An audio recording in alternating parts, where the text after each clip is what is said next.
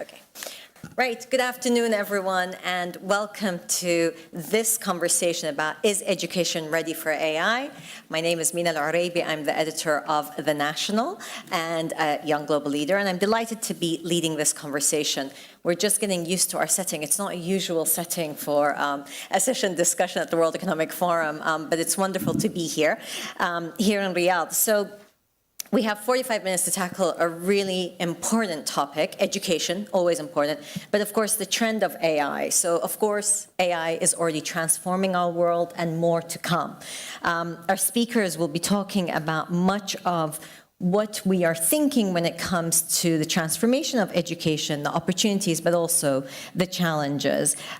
Three key areas to tackle is the global teacher gap. It is an issue that many people in education systems are concerned about. UNESCO says 44 million additional teachers will be needed by 2030. Now, what seems to be the current agreement amongst all sides is you don't want to replace teachers, you want to enable teachers, you want to empower teachers. Second is this idea of administrative tasks that can be at least condensed by the use of AI. OECD lower school secondary teachers have said that 44% of their time is actually put to teaching, and everything else is admin and other tasks and assessment. So AI can also be seen an opportunity there. And then there's the digital skills gap, a big challenge in different communities across the world, and I don't think anybody has figured it out. Different countries and industries are tackling it. So how can teaching with and about AI change that? Today, the World Economic Forum is publishing a report called Shaping the Future of Learning, the Role of AI in Education 4.0. So I highly recommend that you get a copy of that, and it sheds a light on many of these issues. To take on this conversation, we have at the very end of the table, Laura Fregetti, who is CEO of the Global Partnership for Education. Next to her is Minister of Education from Rwanda, Gaspar Twagirayizu. And then we have Jack Azaguri, who is the Group Chief Executive of Strategy and Consulting for Accenture. And then Dima Al-Yahya, Secretary General for Digital Cooperation Organization. And right near me here is Urdaina Abdu, founder and CEO of Dheki. So, Minister Gaspar, if I can please start with you. How do you see the transformation of education with AI's development? And if you can give us some of the examples of how you see that in Rwanda at the moment, it would be great. Thank you very much. And this is a very important conversation that we are having. If you look at all the conversations that are happening here, most of them are focusing on AI and how do you improve productivity with AI. And you can see that AI has potential to increase productivity across all the sectors. And education, of course, should not be left behind. Mm-hmm. And in fact, if AI is not properly streamlined in education, these productivity gains may not happen in all the other sectors because, of course, the education sector is in charge of producing the skills, and if those skills, if the students or the products of education are not properly trained and are not, did not take good opportunity of AI, then these problems will keep coming back and it will be a circular issue. So education, the question around this panel, is education ready for AI?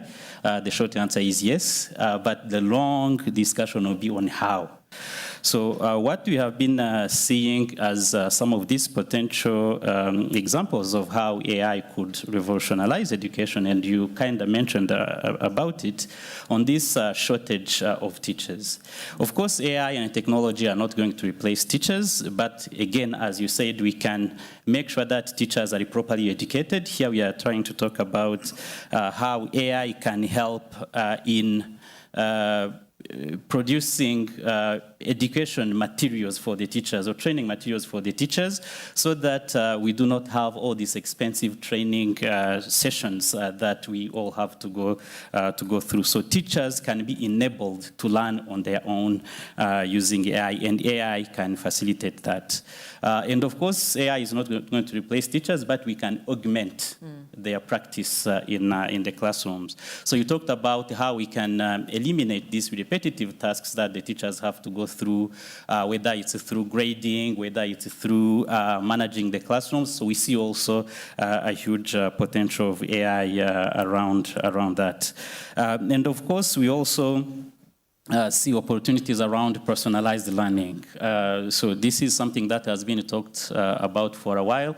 But we also think that AI also has potential to assess the ability of individual students and then be able to customize content that the students can learn that way.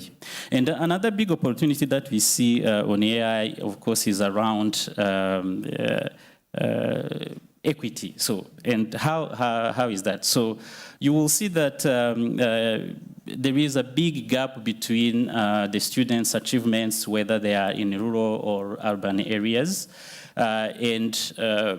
But if you think about technology, if you think about access to content, technology has the potential to provide the same content to all the students, whether they are in the cities or in the rural areas. So technology and AI in general has also the potential to be a great equalizer in that sense. So we think this is also something that we can capitalize on. So, of course, this cannot happen if education systems or the education leaders do not think differently. So AI, therefore, is not something to fight in education. It's something to embrace. But how we embrace it is going to make a lot of a difference. So you're at the helm of an education system in Rwanda. I mean, how do you see that, the ability to embrace AI at the moment in your country?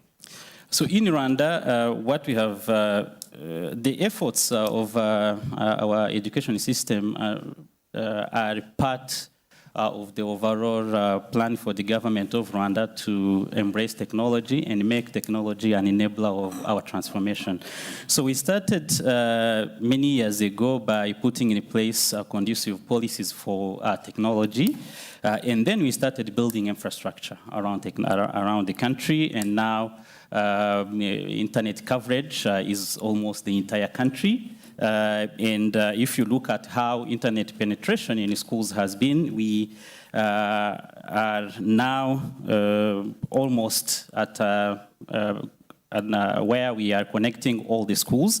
So we have now a very big project on building a dedicated network for all the schools and the research networks around the country. So and this is to ensure that our students have access to information, the teachers have access to information that they can use in the classroom. So this is in preparing our schools to be future ready. So we have also, of course, investing in making sure that our students have the right type of content, and we have digitized all the content that we have in our education system, and we have been working to make sure that the delivery of that content is as smart as possible, so that our students and teachers can take a very good advantage of that. And another thing that we worked on was to digitize the entire system itself. So how we recruit teachers, we have digitized the whole process from end to end. Teachers, how they are recruited, how they are trained, and how they are managed, how they are also transferred between posts. So we have also digitized assessments. So meaning that we are producing a lot of data around assessments. Our students take what we call comprehensive assessments, and this is an assessment that's nationally benchmarked, so that we can be able to compare how our students are doing, and all of this is digitized. So this is to ensure that we have data, and then later on we are now using this technology that we are talking about here to now make sure that we get the right insights from those sets of data. Are our students doing better? And if they are doing better, why? And what can we do to make sure that we keep improving? So there are many examples of what we have been doing to ensure that we build that base. But again, the challenge, it's not only in Rwanda, but also elsewhere, is to ensure that we cover all the basics, but also at the same time make sure that we are working on these transformational issues. So maybe over the course of this discussion, also hear from what other people think, but this is going to be a challenge that education systems are going to be working on. How do we ensure that we cover all these technical issues in education to make sure that kids go to school, that they go to the right schools, that they have the right teachers, the right teaching and learning materials, but also at the same time think about the future of education. And these are not the things that we can do sequentially. So these are the things that we will need to make sure that we do in parallel, but do it responsibly. Thank you very much. Well, you spoke about digital you spoke about many important points, but the digital transformation, putting in the right infrastructure, data sets, and Dima, that makes me think immediately to come to you because you've helped through DCO advance digital transformation in over 16 countries. And of course, education is at the heart of thinking about digital transformation. So how do you foresee the opportunities, but also the challenges in ensuring that digital transformation touches upon education in the right way, but also ensures equitable access? Oh, amazing. Thank you so much for that question, actually, because just listening to His Excellency the Minister, that showcases huge potential of using AI. Again, a technology is a tool. It's as good as you use it. And therefore, you can unlock a lot of great opportunities to help and support in efficiency as well as accuracy and quality of learning as well. But there is a pressing challenge that always comes to mind, which is having that tool or that amazing tool that can enable that potential of growth. Who can use that technology? Right. When we have 2.7% of the population unconnected, they're not even on the grid. They don't even have basic connectivity and internet. So here's where we look specifically in DCO at computing power and computing capacity. Where is that computing gap? How can we make sure that our countries and nations have the infrastructure that will enable them to not just provide these types of technologies to our nations, but also to grow and the local content of these nations. We've been working a lot with private sector and nations to measure that gap. If we look at the 16 countries that we represent right now, 2 only from these countries have supercomputers. We see acceleration, a lot of acceleration when it comes to upskilling and learning. Rwanda is an amazing role model when it comes to human capital development as well. And we see that the more synergies and the more that we have collaborative initiatives together, we can come up with a pool of talent that can be exchanged between nations and therefore can expedite that growth and bridging that computing divide between countries. Not only looking at the computing power, but we look also at devices and the availability of devices to schools. Are students equipped with devices right now that will enable them to use that technology? And this is also a factor where we're looking into some of our member countries that already started manufacturing low-cost devices, which is from $60 to $90 per device, and see how can we make it available for the nations that need those low-cost devices. And then comes the applications. Now, how can we provide the right infrastructure, and as His Excellency mentioned, like Center of Excellences that enables that technology and capability, not only for that nation, but other nations around, to come up with new innovations and come up with new local content that can grow to become ventures and new technologies that enable the education system. We saw that in COVID. In COVID, the options were limited for edutech solutions. And we can't have that, we can't see that again. We have to make sure that we're creating local content. We cannot create local content without enabling innovation and talents to use that technology. And this is where comes the, as DCO, we are looking at how can we create an environment that facilitates that communication between private sector and also private sector and public sector to accelerate the growth of digital economy by enabling technologies like AI, but not only to countries that can, but we don't want to leave anyone behind, and therefore we want to enable prosperity for all. Something that I heard this morning was we've been thinking about digital transformation. A lot of it has been about, again, thinking digital, but now we're thinking smart. So the AI process changes it, exactly as you pointed out. There's the issue of devices, there's the issue of what data sets are available. And then you add this whole new layer of artificial intelligence. Yes. And so how prepared are countries? I mean, again, from the countries, the 16 countries that you're working with, how much are they thinking about AI, or are they still at the point of, we still need the basics, let's get the basics right? We see that diversity, actually. The level is not balanced. And this is where we are educating our members is what is the must-have, and then what's the nice-to-have.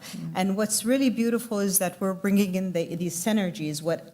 The most mature or advanced countries are actually supporting and helping other countries that are not there yet. And this is where there's dialogues happening.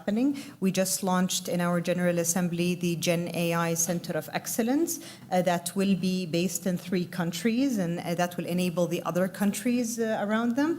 Also the AI toolkit as well, which is the starting point, not only from infrastructure, but also policy and regulation recommendations, as well as human capital development programs that are from other countries to support. So I wouldn't say that all of them are in the same level when it comes to maturity, but there are a level of maturity where best practices are being shared between the nations.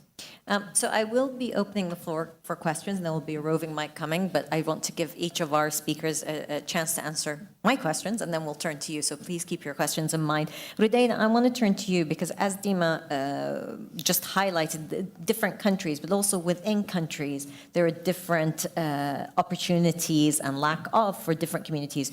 You at Veki are thinking about vulnerable communities, and you can tell us a bit more about the work that you do, but this idea of vulnerable students and children, refugee, displaced children, how can AI-driven solutions actually help them? And often people talk about leapfrogging, so you can create new opportunities, especially when there aren't enough teachers to go around. Can AI be a solution for inclusivity?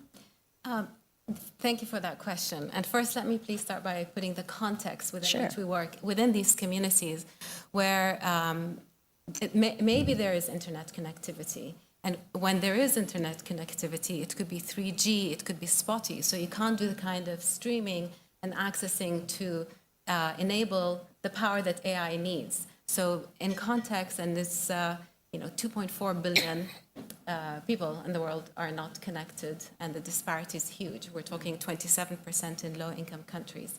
So within this context, we're working within areas that have either no internet, so you have to address offline capabilities. And when there are resources available, it's mostly through phones, and there could be computer labs, which is what we do, is we put those in, but they're shared resources. So just to set that context, what can AI do? I think working with open educational resources, so resources that are free and accessible to communities that may not be able to tap into tools that need the high power, the high skills in order to use them. Low-tech alternatives, so how can these phones utilize AI-driven tools, and how can they be adapted to that technology? And I think it's also important to address the multilinguality part of it.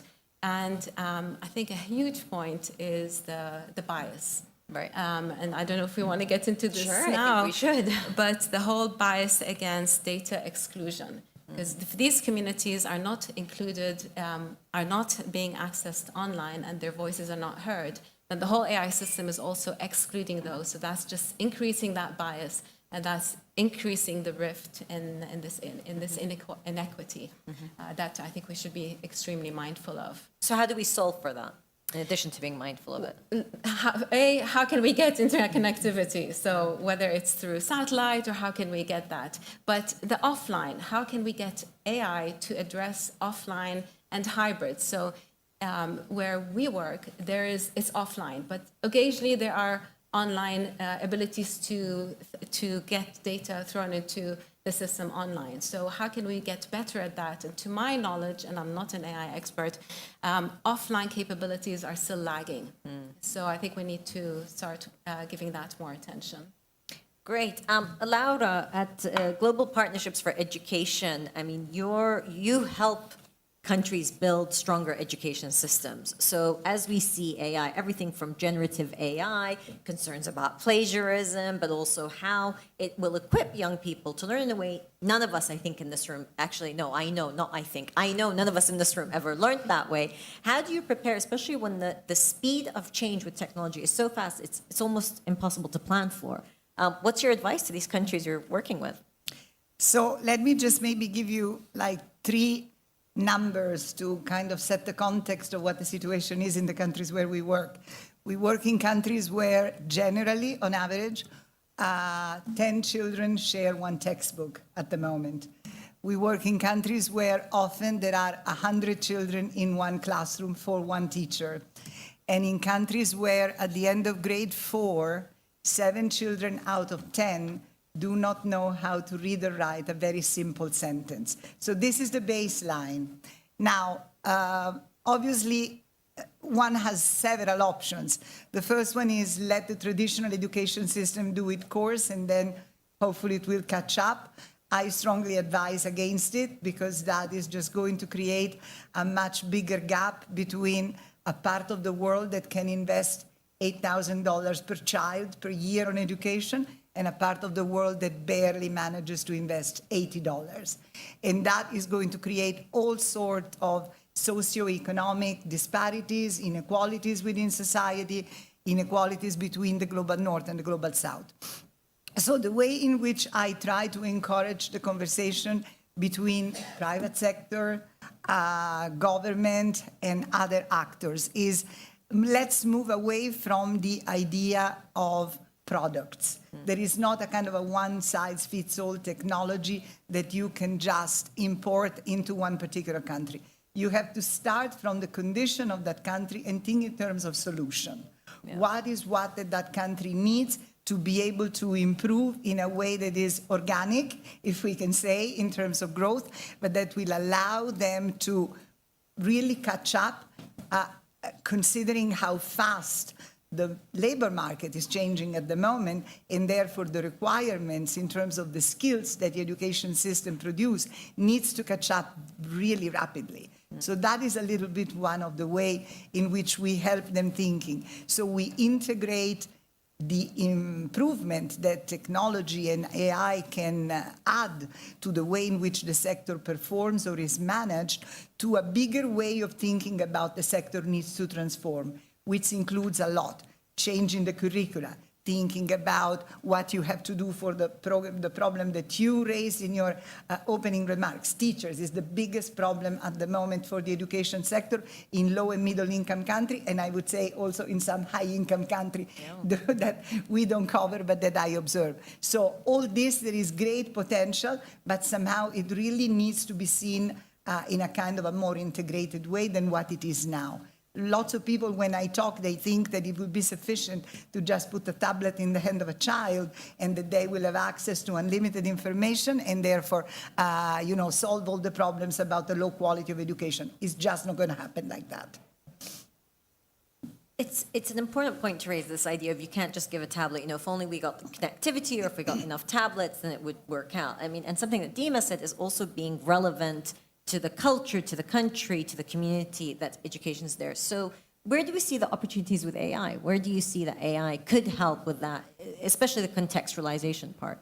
Well, I do see a great opportunities on teachers. And let me just say, for example, that at the moment we have, the vast majority of teachers in low and middle income countries are not adequately trained. They cannot be pulled out of the school to actually give them a kind of a more formal training, because we are trying to make a very strong push to make sure that those 220 million children that are at the moment out of school get enrolled. And so actually the ratio between the students and the teacher is going to grow. So you need to keep them in class. At the same time, there are things that are particularly complex for them to actually, acquire in terms of knowledge through in-service training. I think at all the STEM agenda, science, technology, mathematics, et cetera, et cetera. So really, I like to see an integration between what the teacher in presence offers to the children on a certain set of topics, and then to have really the use of technology as something that supplement and complement the skills that the teacher doesn't have, and at the same time is a tool for the teacher to be trained fast. And then the other thing, and I think you were also touching on this in your opening points, is the management of the school. We always think about the education system mainly in terms of what's happening in the classroom.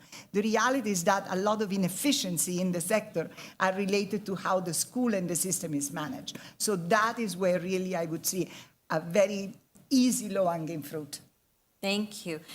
There are so many elements connected to education. So we're totally shifting gears now from primary education or schools where, it's staggering, this idea of 10 children to one textbook, to thinking, and Jack, I'll come to you here, thinking about lifelong learning, the role of corporate sector in ensuring that, again, people, like many of us in the room, who can continue their education, how AI enables that. So flipping it to the other side of the education thinking or model. Yeah, so as you said, I'm going to talk a little bit about what happens beyond when you graduate from high school or university and get into the corporate world, and share a little bit about the research we've done on the impact of AI and the need for training in the corporate world. The first thing is we do an assessment of forces of change every year just before the World Economic Forum in January, the one with snow. And this one we released, and the two top forces of change, we look at geopolitics, we look at health, we look at consumer behavior, we look at various things. Technology and people and talent, the two top forces of change. We then did some analysis. We looked at 900 jobs, 19,000 tasks in the corporate world to assess what is the impact of AI on those jobs. And so far, and I think this number will go up as AI and the strength of AI and these LLMs increases exponentially, but 44% of all jobs will be impacted, augmented, or maybe displaced and other jobs created. And don't get me wrong, we're positive about the long-term impact of AI on job creation, but it is a dramatic impact that it will have. The third fact that I'll share is we see still a gap in organizations, a disconnect. 94% of employees in our research want extensive tech data and AI education. Only 5% of companies are really providing end-to-end training and education. 2/3 of CXOs say they are ill-equipped to manage this transition with AI. Almost 60% of employees feel nervous and insecure about the impact.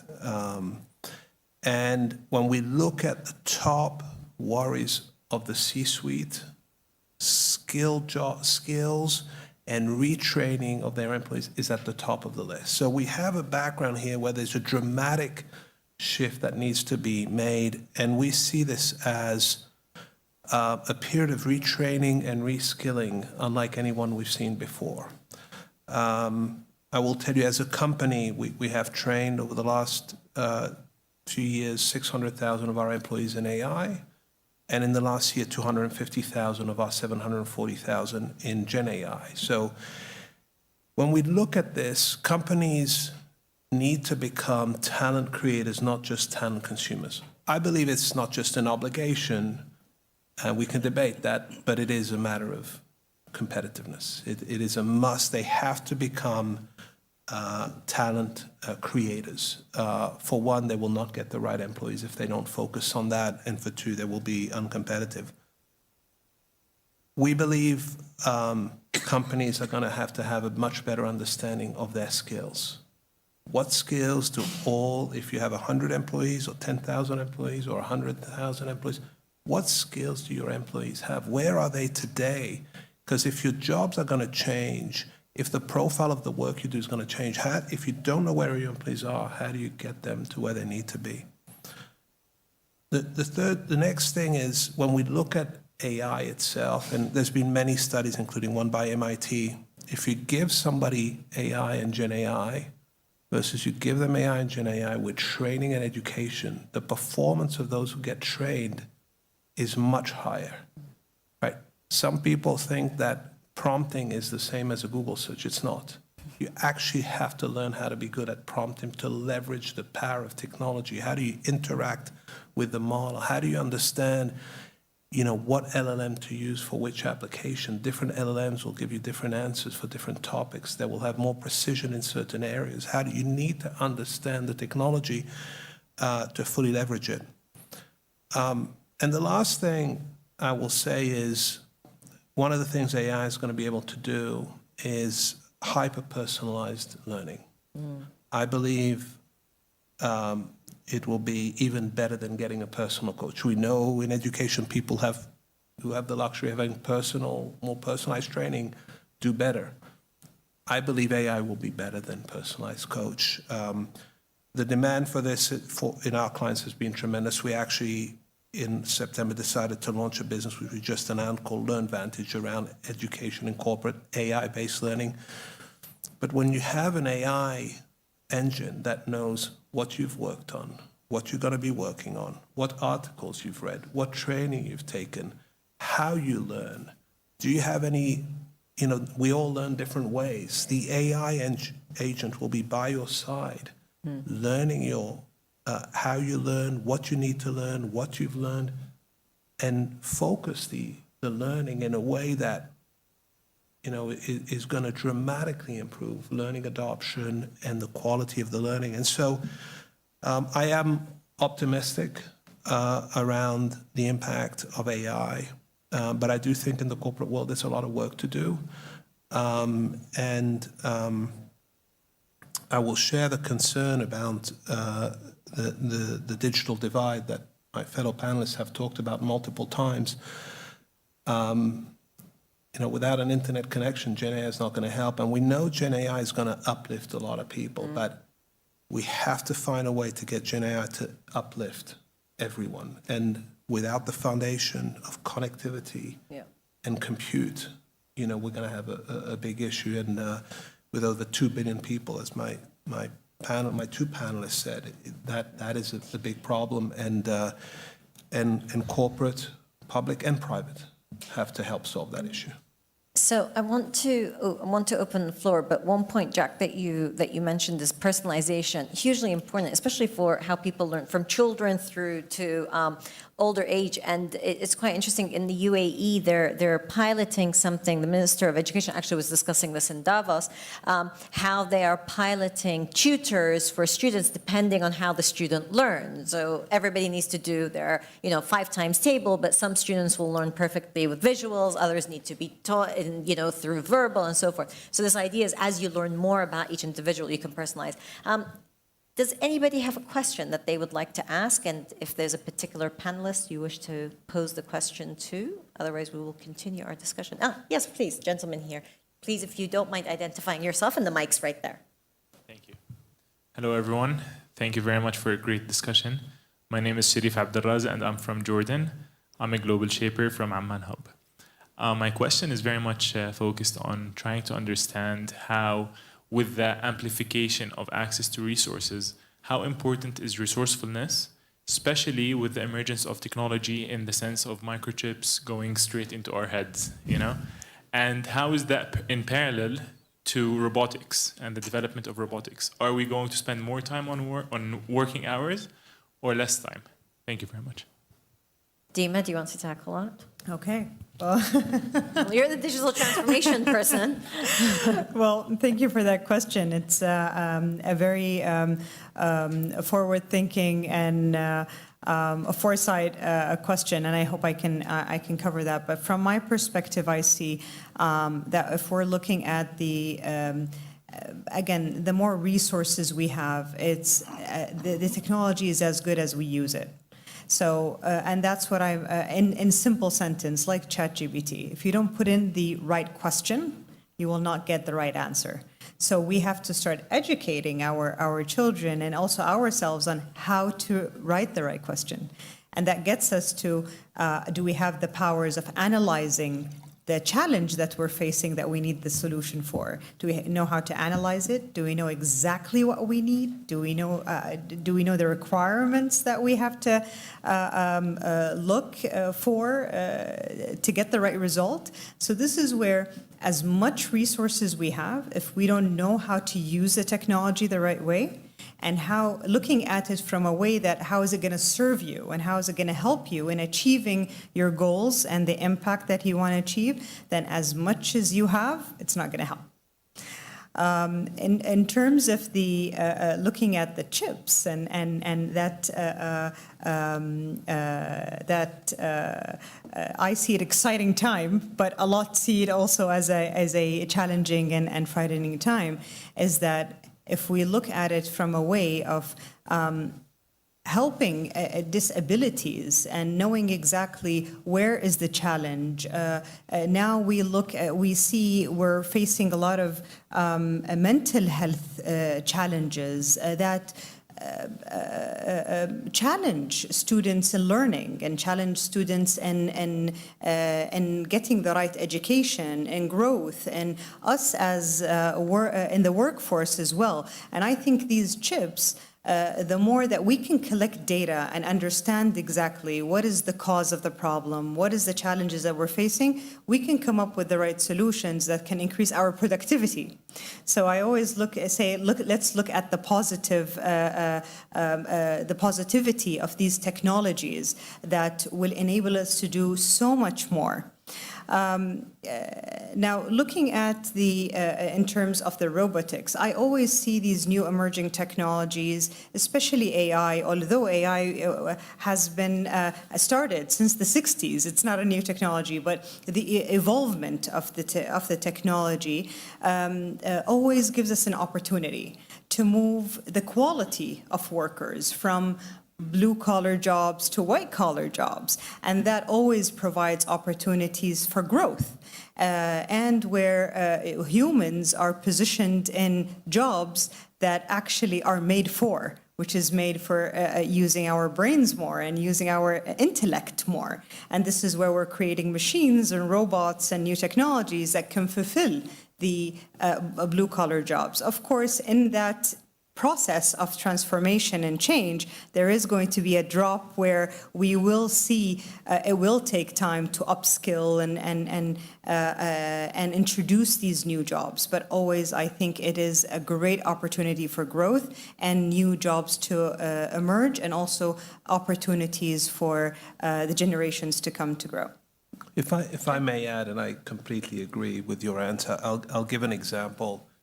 And I don't know if your point of what will we go to, there's a lot of studies, maybe we'll go to 3 days a week or 4 days a week with AI, and I don't know, it's hard to predict. But I will tell you, the evolution of jobs. We ran a workshop with an organization around the impact of Gen AI. And most employees are nervous when you say, okay, we're going to analyze Gen AI in your organization. And we did an exercise where we had everybody map out everything they do on a big whiteboard, with all their tasks on the board, from the moment they start the day to the end of the day. And then we asked them to put a smiley face next to tasks they enjoy and a sad face next to tasks they did not enjoy. And there were a lot of sad faces through the course of a day. Like, God, I'm not sure I should do that. That's a brave encounter there. And then we took all the sad faces and said, that's where we're going to focus the Gen AI. So again, we need to look at the immense possibility to automate routine tasks, uplift the workforce, have everybody focus on higher value ideas, which is what people enjoy doing for the most part.